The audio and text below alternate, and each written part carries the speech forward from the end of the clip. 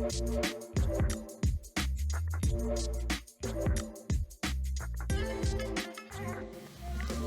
afternoon, and we are back. I am Shuney, and welcome to the TheShuneyView, designed for happy life, engineered to last. The purpose of my podcast is to exemplify dreams and goals and how to achieve them through self-motivation and inspiration from others.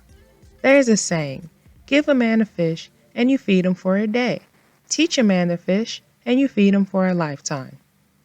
So far, we've talked about childhood dreams and goals, role models, boundaries, the community, manifestation, paradigm shifts, meditation, and affirmations. Today's episode will be about acceptance. Let's get into it. We're not going to talk about self-acceptance for the most part, but more so about accepting what is.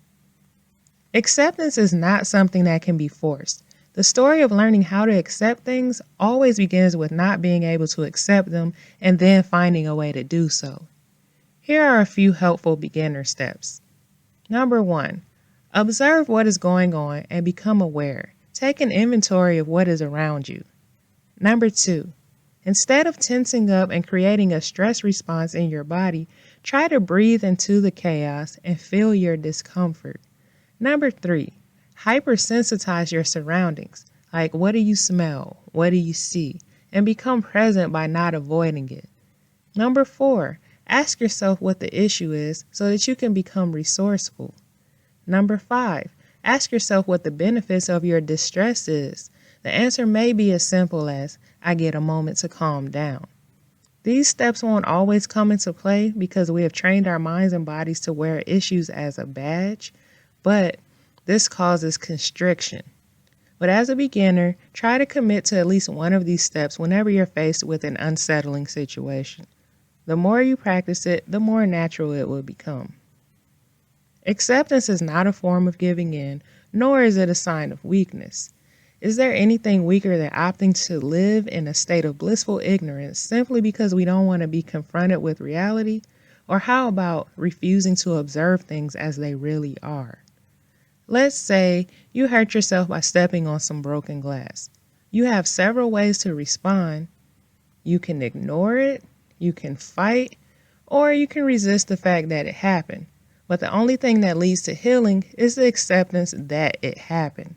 We must honestly acknowledge what is going on in our environment and in ourselves. Instead, we would rather sugarcoat realities by downplaying, ignoring, and denying them.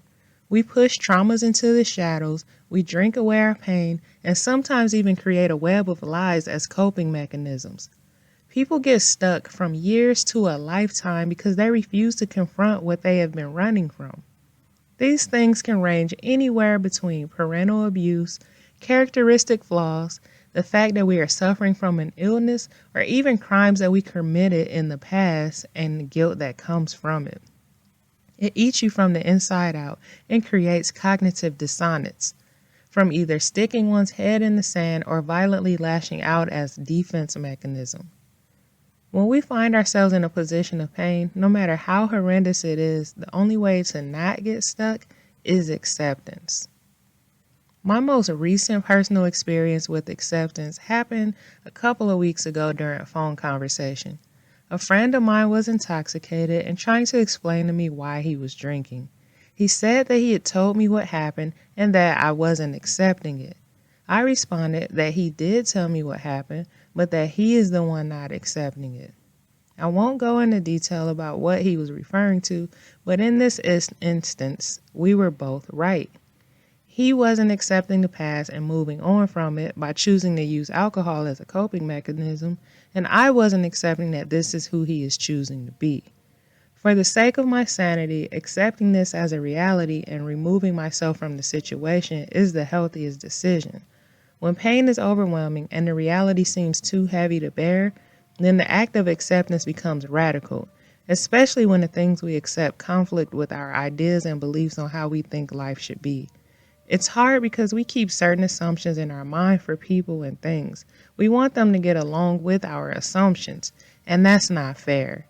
If we can come into an absolute acceptance of everything as it is within ourselves and our lives, then life will happen on a larger scale. But if we live life ignorantly, based on lies, we might try to change a false reality, which is not only counterproductive, but extremely insane. What we resist persists, but what we accept, we can move beyond. Radical acceptance is a powerful act of courage that tells the world we are strong enough to find healthy ways to deal with it. We can't control things outside of ourselves, nor can we change the past or uncertainties of the future, but we do control the position we take toward life. I'm going to end this episode with the serenity prayer. God, grant me the serenity to accept the things I cannot change, the courage to change the things I can, and the wisdom to know the difference. My next episode will be a topic chosen by a listener. So, if you like what you hear, please follow, subscribe, like, add, request, comment, and share.